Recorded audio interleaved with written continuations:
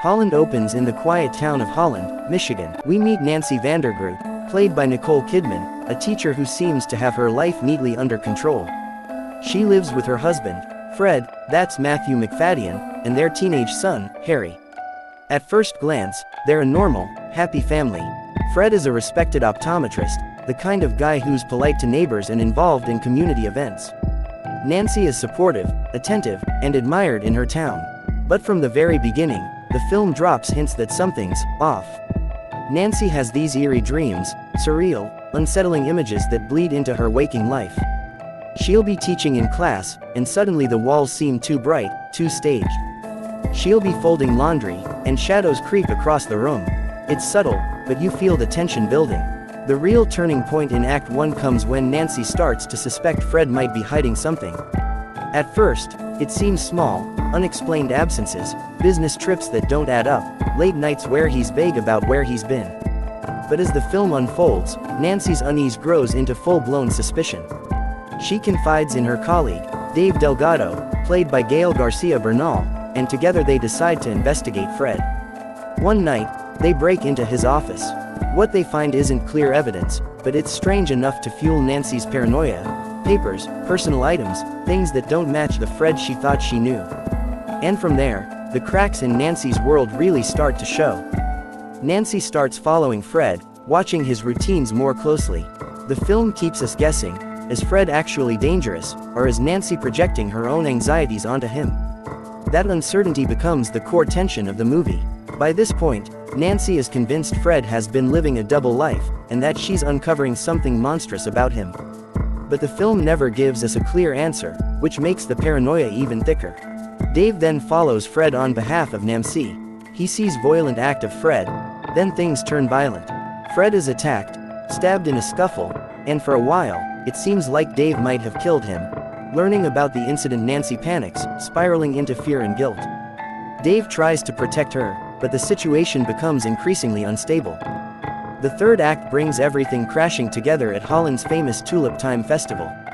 This is one of the most visually striking parts of the film: bright costumes, parades, traditional dances. But in the middle of all that cheer, Nancy's nightmare reaches its peak. Fred, who Nancy thought was gone, suddenly reappears. He shows up at the festival like nothing happened, blending into the crowd. For Nancy, it's a surreal, terrifying moment. Is he alive, or is she hallucinating? She grabs Harry and runs. They hide in a motel on the edge of town. Dave shows up again, and the three of them try to figure out what to do. In the motel room, Dave finally tells Nancy more about Fred, hinting at secrets, corruption, and betrayals. But before they can make sense of it, Fred arrives. There's a brutal confrontation. Dave gets injured, maybe fatally, and Nancy is left face to face with Fred. He insists that they can just go back to normal, that their family can return to the way things were. It's chilling, a man demanding normalcy while everything around him is broken. The climax comes in the car. Nancy, Harry, and Fred are together. Fred is trying to regain control, but Nancy makes a split-second choice. She distracts him, pushes Harry out of the car to safety, and then attacks Fred. In a violent struggle, Nancy kills her husband. The film ends with her family chasing shadows. It's an unsettling, unresolved ending, one that leaves viewers debating long after the credits roll. Now let's analyze the ending. Theory 1. The literal ending. The simplest reading is this: everything really happened. Fred was a killer, Nancy survived, and Dave either died off screen or just disappeared to avoid trouble. The final line, was it even real, is just trauma. Victims of abuse and violence often struggle to process reality, so the ambiguity reflects Nancy's shaken mental state. Theory 2. The unreliable narrator. But what if none of it was real? From the very beginning, Nancy admits she has trouble trusting her own mind. Maybe Fred wasn't a killer at all.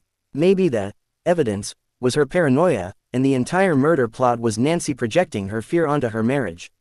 In this reading, Fred is just a flawed husband, and Nancy becomes the true danger. That final line, was it even real, would then be the film telling us, no, it wasn't. Theory 3. Dave was imaginary. Another huge fan theory is that Dave never existed. Think about it, he conveniently shows up to help Nancy, takes the burden of action by confronting Fred, then just vanishes after the motel scene. The blended narration at the end, Nancy and Dave's voices together, suggests they're the same person. Dave could be Nancy's inner strength, her imaginary ally, that gave her the courage to finally fight Fred herself. So, what's the truth? Did Fred really die by clog? Was Dave just a figment of Nancy's imagination? Or was it all in her head from the start? Holland refuses to give a clear answer, and that's the point. It's a thriller about control, perception, and the lies we tell ourselves to survive.